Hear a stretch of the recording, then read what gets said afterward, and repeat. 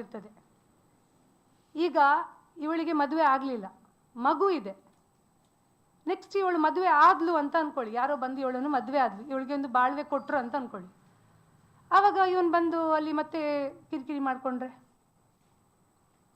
ಮದುವೆ ಅಂತ ಆಗಬೇಕಲ್ಲ ಈ ಸಮಾಜದಲ್ಲಿ, ಮದುವೆ ಅನ್ನೋದು ಒಂದು ಆಗಲೇಬೇಕು. To have a legal relation, to have a legal marriage, ಮದುವೆ ಒಂದು ಆಗಬೇಕಲ್ವಾ.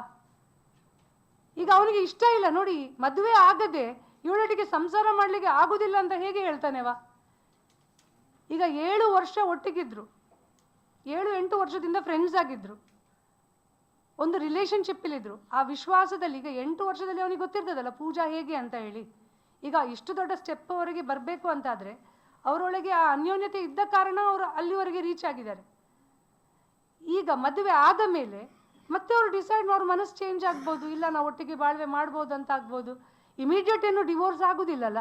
ಈಗ ಅವನಿಗೆ ಬೇಡ ಅಂತ ಆದರೂ ಈಗ ಅವರೇನು ಹೇಳ್ತಾ ಇರೋದು, ಮದುವೆ ಮಾಡಿ ಫಸ್ಟಿಗೆ ಮಗುವನ್ನು ಸಾಂತ್ವನ ಕೇಂದ್ರಕ್ಕೆ ಕೊಡಬೇಕಂತೆ.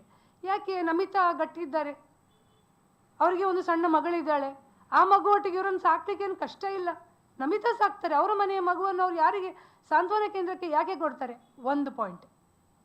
ಎರಡನೇ ಪಾಯಿಂಟ್, ಮದುವೆ ಆಗ್ತಾನೆವ, ಮದುವೆ ಆಗುವ ಮೊದಲು ಅವನ ಮೇಲಿದ್ದ ಕೇಸನ್ನು ವಾಪಸ್ ತಗೊಳ್ಬೇಕಂತೆ.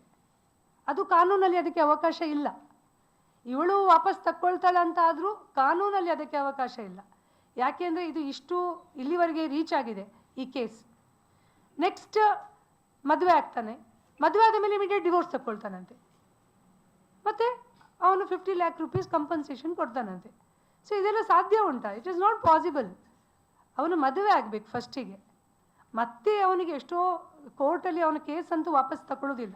ಎಷ್ಟೋ ವರ್ಷಗಳ ನಂತರ ಅವನು 1 ವರ್ಷನೋ 2 ವರ್ಷನೋ ಕೋರ್ಟ್ ನೋಡ್ತದೆ, ಅವರಿಗೆ ಸಂಸಾರ ಮಾಡಲಿಕ್ಕೆ ಆಗೋದಿಲ್ಲ ಅಂತಾದಾಗ ಆಟೋಮ್ಯಾಟಿಕ್ಲಿ ಅವರಿಗೆ ಡಿವೋರ್ಸ್ ಪ್ರೊಸೀಜರ್ಸ್ಗೆ ಹೋಗುವ ಅವಕಾಶಗಳು ಇರ್ತದೆ.